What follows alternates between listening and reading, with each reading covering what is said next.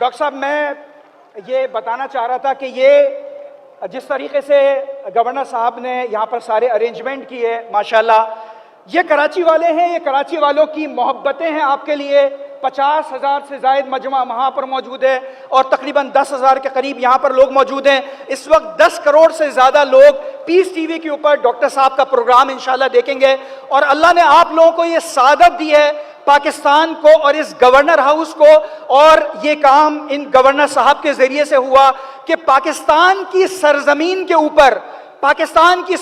के ऊपर ये डॉक्टर जाकिर नाइक साहब का बाकायदा पहला प्रोग्राम आज नशर हो रहा है, जिसको देखने के लिए आप मौजूद हैं।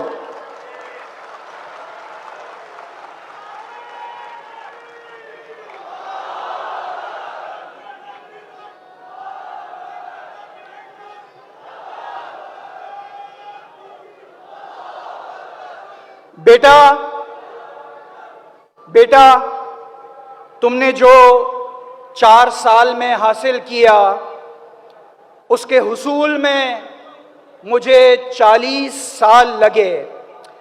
ये अल्फाज हैं दुनिया इस्लाम के मशहूर दाई और खतीब शेख अहमद दीदात साहब के, जो इन्होंने 1994 में डॉक्टर जाकिर साहब को दीदात प्लस का किताब देते हुए इरशाद फरमाए।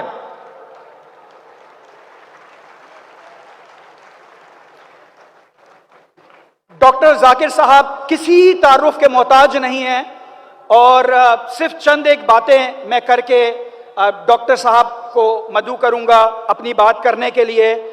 डॉक्टर साहब इस वक्त तकाबुले अदियान के अंदर अथॉरिटी समझे जाते हैं पूरी दुनिया के अंदर।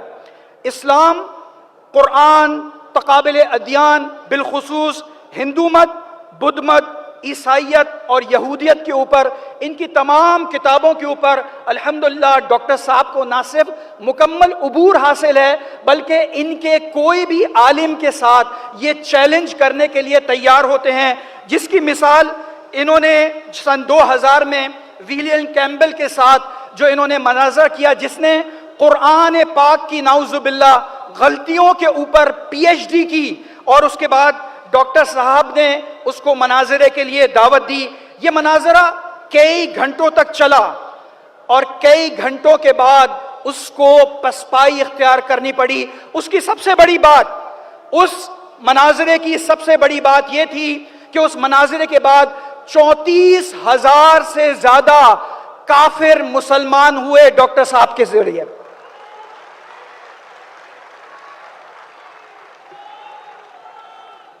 इसके अलावा सन 2006 और 2007 के अंदर जो हिंदू मत के बहुत बड़े आलिम थे, उन्होंने इनको मराजे के लिए चैलेंज किया और डॉक्टर साहब वहां तशरीफ ले गए।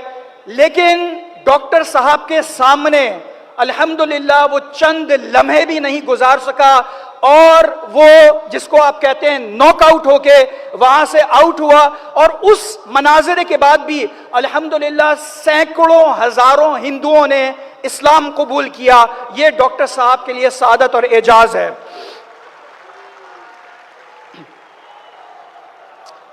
डॉक्टर जाकिर साहब का जो पीस चैनल इन्होंने शुरू किया, 10 करोड़ से ज्यादा उसको देखने वाले नाजरीन मौजूद हैं। उसके बाद जब इन्होंने पीस टीवी बांग्लादेश शुरू किया दिसंबर 2015 में, तो उसके भी तकरीबन 20 करोड़ से ज्यादा नाजरीन पूरी दुनिया के अंदर मौजूद हैं।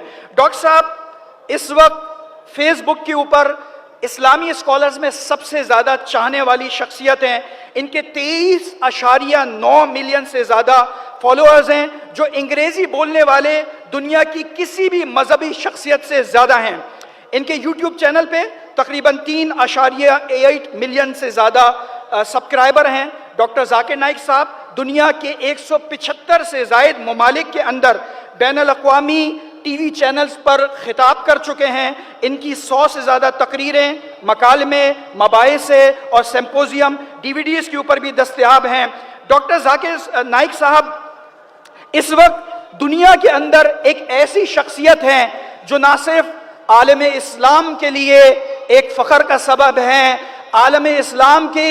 आप तमाम हजरात के लिए पाकिस्तान, इंडिया और जितनी जगहों के ऊपर इस्लाम का बोलबाला है, अल्हम्दुलिल्लाह डॉक्टर जाकिर नाइक साहब को ना सिर्फ सुना जाता है, पसंद किया जाता है, मोहब्बत की जाती है।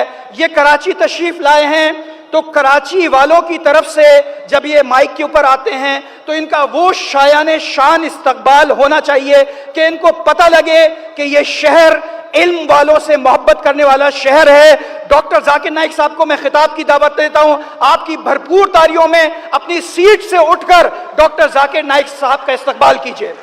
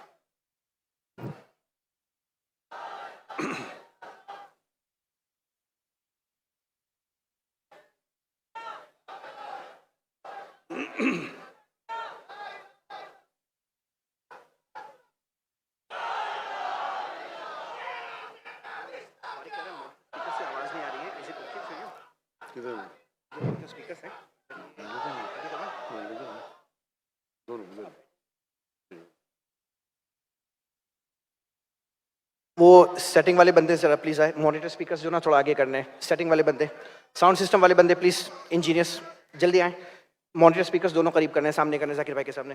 कौन है इंचार्ज, जल्दी से आए। I want the monitor speaker move please quickly. Sound system Shahnawaz यहाँ करीब सामने लेके आए, as much as you can.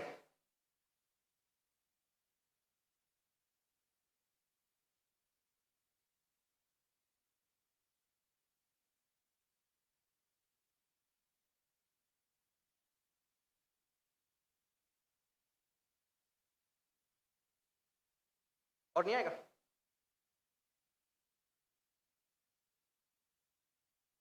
नहीं आ रहा है।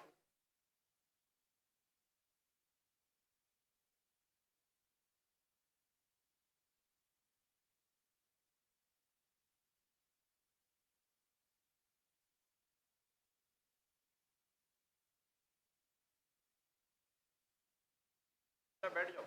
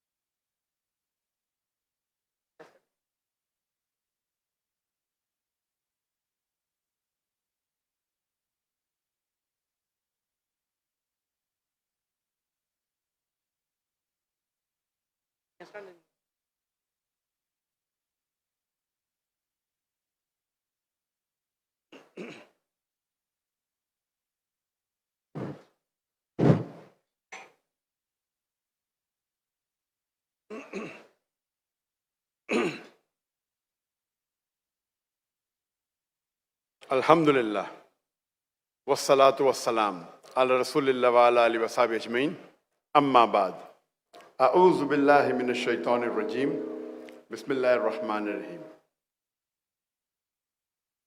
वमा खलक़तुल जिन्ना वल इंसा इल्ला लियअबुदून, रब्बि इश्रह ली सदरी व यस्सिर ली अमरी वहलुल उक़दतम मिन लिसानी यफ़क़हू क़ौली।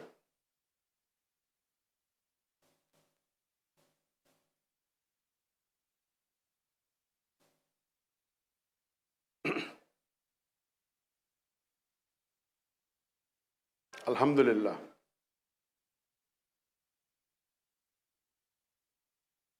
जनाब ऑनरेबल कामरान तिसोरी साहब, द गवर्नर ऑफ सिंध, मेरे बुजुर्गों और मेरे अजीज भाई और बहनों, अस्सलामु अलैकुम व रहमतुल्लाहि व बरकातुहू।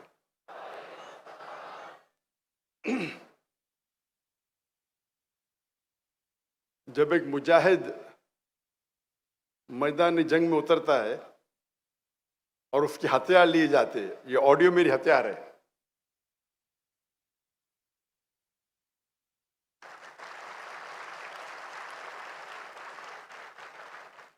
अल्लाह से उम्मीद करता हूं कि ये ऑडियो को इन्हों जल्द से जल्द अच्छा करे।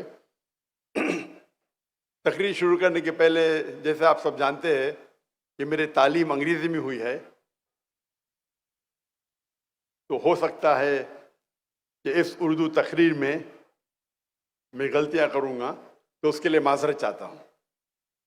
2 दिन पहले जब गवर्नर साहब ने मुझे बुलाया था, तो 12 साल के बाद मैं पब्लिक में उर्दू में तकरीर कर रहा हूं। इसके पहले 2012 में किशनगंज में,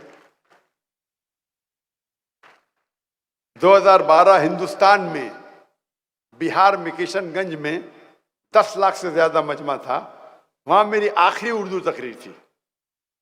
और क्योंकि मैं हिंदुस्तान से हिजरत किया, जितने ममालिक में तकरीर किया, तो वहां उर्दू तो जानने वाले थे नहीं। तो 12 साल बाद मैंने परसों उर्दू में तकरीर किया और उम्मीद रखता हूं कि अल्लाह सुब्हानहू व तआला मेरा साथ दे। मुझे बेहद खुशी हो रही है कि मैं पाकिस्तान में मौजूद हूं और काफी सालों से तमन्ना थी कि मैं पाकिस्तान में तकरीर करूं, चाहे उर्दू या अंग्रेजी में, लेकिन लोग ने इसरार किया कि उर्दू में करो, तो इंशाअल्लाह। क्योंकि मेरे उर्दू सॉफ्टवेयर बनना बंद हो गए। जब से मैं हिंदुस्तान से हिजरत किया, मेरे उर्दू सॉफ्टवेयर बनना बंद हो गए। तो लोग कहते उर्दू चैनल पे जाकिर भाई के तकरीर आना बंद हो गए। तो इंशाअल्लाह इसके बाद कोई नई मवाद, इंशाअल्लाह नया मवाद मिलेगा। तो इसीलिए जो तकरीर मैंने कल की, वो पहले बार उर्दू में की। आज की तकरीर भी मैंने अंग्रेजी में 2009 में की थी, और मैं आज उर्दू में पहली बार करूंगा, जिसका मौजू है हमारे जिंदगी का मकसद क्या है, what is the purpose of our lives. क्या हमने कभी सोचा कि हम दुनिया में क्या कर रहे हैं? हमने कभी सोचा हमारे जिंदगी का मकसद क्या है, हमारे हयात का मकसद क्या है? मैं जानना चाहता हूं कि आज की ऑडियंस माशाअल्लाह हजारों की तादाद में है, 30, 40, 50 हजार या ज्यादा। मैं आपसे पूछना चाहता हूं कि आप में से कभी भी किसी ने पहले सोचा, आज के पहले सोचा कि हमारे जिंदगी का मकसद क्या है? जिसने भी सोचा हाथ ऊपर करो। माशाअल्लाह माशाअल्लाह, 50 या 40% ने सोचा है, माशाअल्लाह।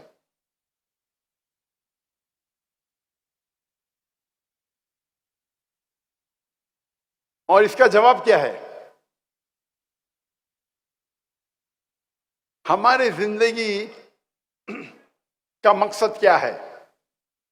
क्या हमें जरूरी है जानना हमारी जिंदगी का मकसद क्या है? मैं आपको चंद मिसाल पेश करूंगा, फिर आप ये जान सकते हैं या समझ सकते हैं कि जिंदगी का मकसद जानना जरूरी है क्या नहीं। अगर एक शख्स एक चौराहे पे आता है और एक सड़क पे गुजरने वाले आदमी से पूछता है, क्या ये सड़क किधर जा रही है? वो आदमी उससे पूछता है, आपको कहां जाना है? तो वो कहता है, किधर भी चलेगा। तो आदमी जवाब देता है, जब किधर भी चलेगा तो आप क्यों पूछ रहे क्या सड़क जाती है? आप जाइए, आप पहुंच जाएंगे किधर भी।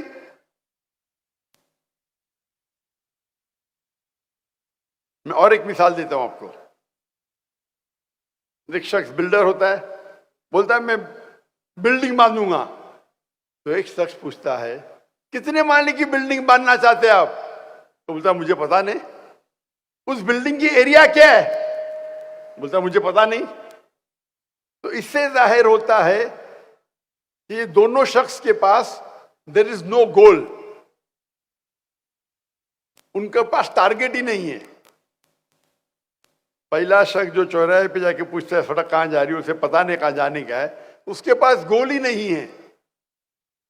जो शख्स बिल्डिंग बनाना चाहता है उसको पता नहीं कितने माले की बिल्डिंग है, वो बिल्डिंग का एरिया क्या है, ही हैज नो गोल, गोल ही नहीं है। एक वक्त एक पड़ोसी अपने पड़ोसी से पूछता है क्या आपका कुत्ता हमेशा कोई भी गाड़ी या मोटरसाइकिल जाती है तो उसके पीछे दौड़ता है? मैं सोचता हूं कि आपका कुत्ता कभी कोई गाड़ी को पकड़ेगा या मोटरसाइकिल को पकड़ेगा? तो पड़ोसी कहता है आप सोच रहे हो पकड़ेगा कहने, मैं सोचता हूं पकड़ेगा तो करेगा क्या? अगर वो गाड़ी के आगे आएगा तो करेगा क्या? तो इसे कहते हैं गोल विदाउट पर्पस। गाड़ी को पकड़ने का है, पर पकड़ने के बाद करेगा क्या? गोल विदाउट पर्पस। मिसाल के तौर पे एक शख्स से पूछते हैं कि आप ग्रेजुएशन क्यों कर रहे हैं? तो बोलता है पता नहीं। आप ग्रेजुएशन करने के बाद क्या करेंगे? बोलता है पता नहीं, बस ग्रेजुएशन करने का है। यानी ग्रेजुएशन का गोल है, ग्रेजुएशन करने का टारगेट है, लेकिन क्यों करने का उसे पता नहीं। इसे कहते हैं पर्पस विदाउट गोल, गोल विदाउट पर्पस। एक तीसरी मिसाल है कि लोग अक्सर फॉलो करते हैं ब्लाइंडली, आंख बंद करके फॉलो करते हैं। एक शख्स से पूछते कि आप कॉमर्स में ग्रेजुएशन करें, क्यों कर रहे? क्योंकि मेरा दोस्त कर रहा है। करने के बाद क्या करेंगे? मुझे नहीं पता। एक शख्स बॉलीवुड की हिंदी पिक्चर देखता है और देखता है कि वो हीरो अमिताभ बच्चन बॉम्बे में आता है, चंद दिनों में करोड़पति बन जाता है। तो समझता है मैं भी बॉम्बे आऊंगा या मैं कराची आऊंगा, 4-5 दिन में करोड़पति बन जाऊंगा। वो पिक्चर देख के हीरो से मुतासिर होता है। एक शख्स बोलता है कि मुझे हायोंडाई i10 खरीदने का है। क्यों? क्योंकि शाहरुख खान वो गाड़ी चलाते हैं। शाहरुख खान हायोंडाई i10 चलाते हैं, इसीलिए उसे हायोंडा खरीदने का है। मैं उससे कहता हूं शाहरुख खान कभी जिंदगी में वो एडवर्टीजमेंट में पहले कभी हायोंडा में बैठा नहीं होगा ना, कब बाद में बैठेगा। वो इश्तिहार के लिए, एडवर्टीजमेंट के लिए शायद बैठा होगा। उसके पास शायद BMW होंगी या मर्सिडीज होंगी। आप शाहरुख खान को देख ले हायोंडा में बैठते, आपको हायोंडा खरीदने का। दूसरा शख्स कहता है कि मुझे टैगोर की घड़ी खरीदने का है। मेरा क्यों? क्योंकि शाहरुख खान टैगोर की घड़ी पहनते। तो इसे कहते हैं कि ब्लाइंडली फॉलोइंग। आप ब्लाइंडली फॉलो कर रहे, शायद आपके दोस्त को फॉलो कर रहे या हीरो को फॉलो कर रहे। आपका जो गोल है वो हीरो को फॉलो करना। आप समझते कि आप टैगोर की घड़ी पहनेंगे तो शाहरुख खान बन जाएंगे, आप हायोंडा खरीदेंगे तो शाहरुख खान बन जाएंगे। आपका गोल क्या है?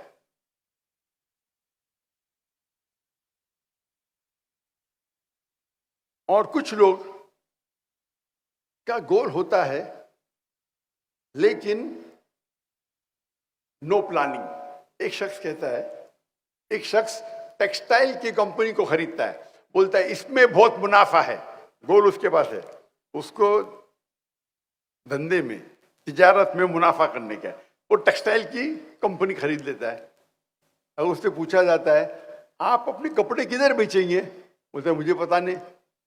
आप रॉ मटेरियल्स टेक्सटाइल का कहां से खरीदेंगे, मुझे पता नहीं। आप किसी को अपॉइंट करेंगे, सीईओ को या मैनेजर को, बोलता मुझे पता नहीं। गोल तो है, मकसद तो है कि मुनाफा करना तिजारत में, धंधे में, लेकिन नो प्लानिंग, गोल विदाउट प्लानिंग। एक मिसाल दूंगा मैं।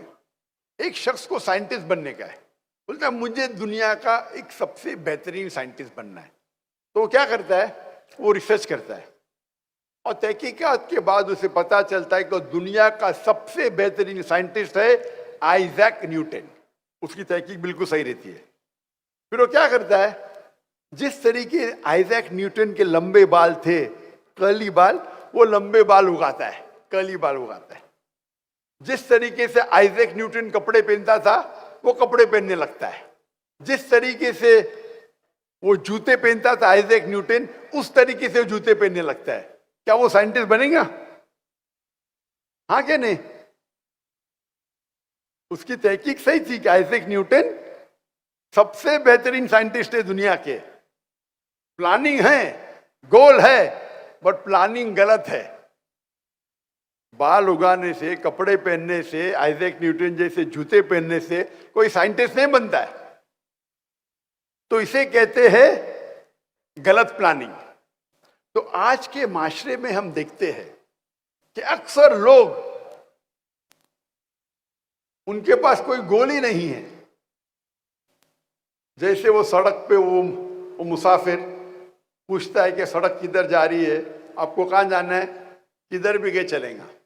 उनका गोल ही नहीं, उनका टारगेट ही नहीं।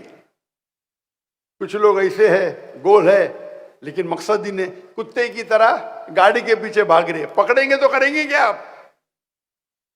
भोगते भोगते गाड़ी के पीछे भागते, अगर पकड़ेंगे तो करेंगे क्या? यानी गोल है लेकिन पर्पसलेस गोल।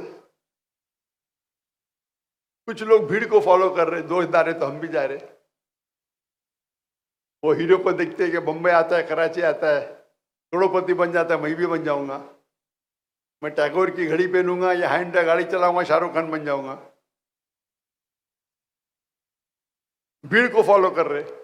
कुछ लोग का गोल है जैसे टेक्सटाइल कंपनी खरीदने वाला, लेकिन प्लानिंग ही नहीं है। किधर से माल खरीदेगा पता ही नहीं, किधर बेचेगा पता ही नहीं, ना मैनेजर ना सीईओ। और कुछ लोग है प्लानिंग करते लेकिन गलत प्लानिंग करते। आइजैक न्यूटन बनने का तो आइजैक न्यूटन के कपड़े पहन रहे, जूते पहन रहे। तो ये हमारे माशरे में अक्सर आप देखेंगे इंसान इसी 6 किस्म में से एक किस्म में आते हैं।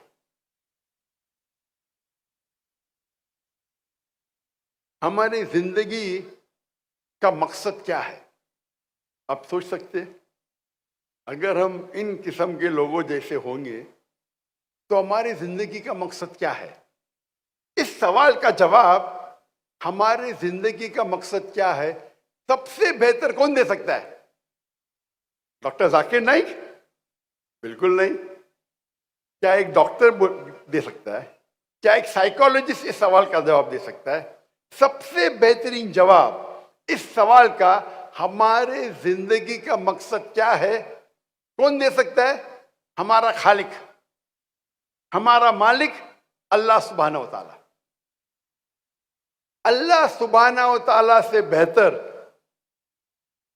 जो हमारा खालिक है, हमारा मालिक है, क्या कौन उससे बेहतर इस सवाल का जवाब दे सकता है? हाँ या नहीं? अल्लाह ताला फरमाते हैं, इस तकरीर के शुरू में मैंने एक आयत की तिलावत की, सूरह धारियात, सूरा नंबर 51, आयत नंबर 56, आयत नंबर 56, वमा खलक़तुल जिन्न वल इंसा इल्ला लियअबुदून। कि हमने जिन और इंसान को पैदा किया ताकि वो हमारी इबादत करे।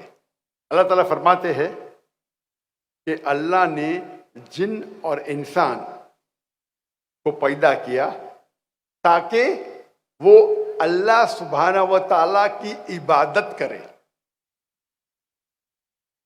ये अरबी लफ्ज इबादत आता है अब्द से, मतलब स्लेव। अब मतलब स्लेव, जो नौकर से ज्यादा है। और इबादत का क्या मतलब है? अल्लाह की इबादत का मतलब क्या है? अल्लाह की इबादत करना मतलब, अगर आप अल्लाह सुब्हाना व ताला के अहकामात पे अमल करते हैं, उसे कहते हैं अल्लाह की इबादत करना। जो अल्लाह ताला कुरान मजीद में फरमाते हैं उसके ऊपर आप चलते हैं तो उसे कहते हैं इबादत करना अल्लाह की। अगर आप इस्लाम के पांचों बुनियादी पिलर्स, 5 पिलर्स पे अमल करते हैं, चाहे तौहीद हो, चाहे सलाह हो, नमाज, चाहे ज़कात हो, चाहे रोज़ा हो या हज हो, आप अगर उस पे अमल करते हैं उसे कहते हैं इबादत करना। आप कोई भी हुक्म अल्लाह का, जो अल्लाह कुरान मजीद में फरमाते हैं या अल्लाह के रसूल के जरिए फरमाते हैं हदीस में, अगर उस पर आप अमल करते हैं उसे कहते हैं इबादत करना।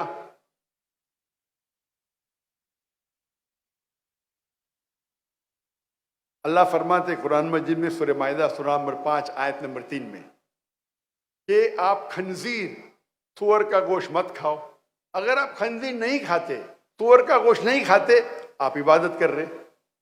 अल्लाह ताला फरमाते सूरह माइदा में सूरा नंबर 5 आयत नंबर 90 में, शराब मत पियो।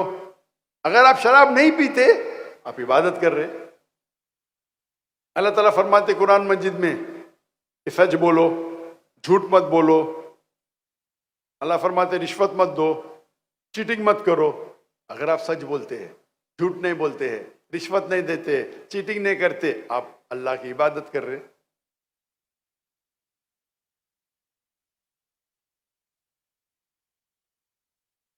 आप अल्लाह के कोई भी अहकाम पे अमल करते हैं, उसे कहते हैं अल्लाह की इबादत करना। और अल्लाह सुब्हाना व ताला कुरान मजीद में फरमाते हैं वमा खलक़तुल जिन्ना वल इंसा इल्ला लियअबुदून, सूरह दरियात सूरा नंबर 51, 51 वर्स नंबर 56, कि हमने जिन और इंसान को पैदा किया सिर्फ अल्लाह की इबादत करने के लिए।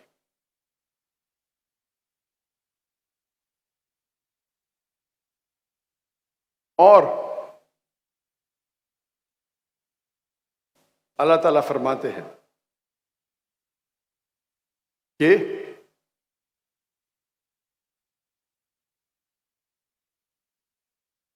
अगर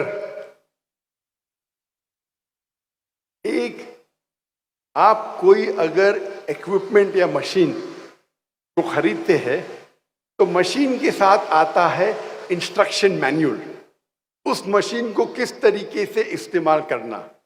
और जितनी पेचीदा मशीन है, जितनी कॉम्प्लिकेटेड मशीन है, उतनी जरूरत है आपको इंस्ट्रक्शन मैन्युअल की। अगर आप मुझे इजाजत देते कि इंसान को मैं एक मशीन कहूं, तो आज दुनिया में सबसे पेचीदा मशीन, सबसे कॉम्प्लिकेटेड मशीन है इंसान। क्या इंसान को इंस्ट्रक्शन मैन्युअल की जरूरत नहीं है? क्या इस इंसान को इंस्ट्रक्शन मैन्युअल की जरूरत नहीं है? इस कॉम्प्लिकेटेड मशीन इंसान की इंस्ट्रक्शन मैन्युअल कौन सी है? इंस्ट्रक्शन मैन्युअल है कुरान मजीद। ये कुरान मजीद इंसान की आखिरी इंस्ट्रक्शन मैन्युअल है, किस तरीके से इंसान अपनी जिंदगी जीना चाहिए, इंसान के लिए क्या अच्छा है क्या बुरा है, क्या इजाजत है, क्या ममनू है, वो इस किताब कुरान मजीद में लिखा है।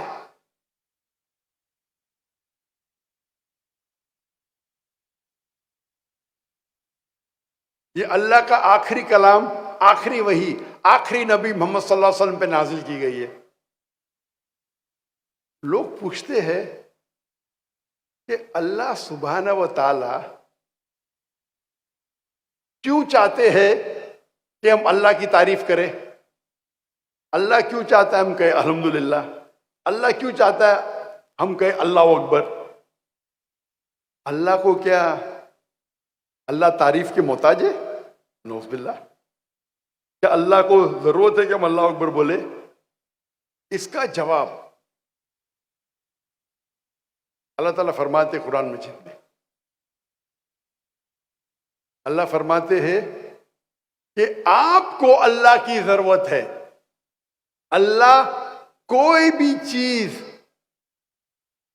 अल्लाह को कोई भी चीज की जरूरत नहीं, और अल्लाह सारी तारीफ अल्लाह के लिए है। ये अल्लाह ताला फरमाते सूरह नहल में, सूरह नंबर 16 में, कि अल्लाह, तुमको अल्लाह की जरूरत है, अल्लाह को किसी भी चीज की जरूरत नहीं, और सारी तारीफ अल्लाह के लिए। यू नीड अल्लाह सुब्हाना व ताला। Allah is free of all wants, worthy of all praises.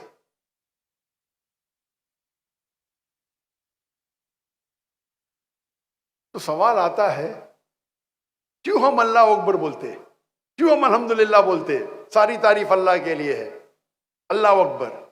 इसका जवाब है, हम इंसान अगर किसकी तारीफ करते हैं तो उसका बात भी मानते हैं।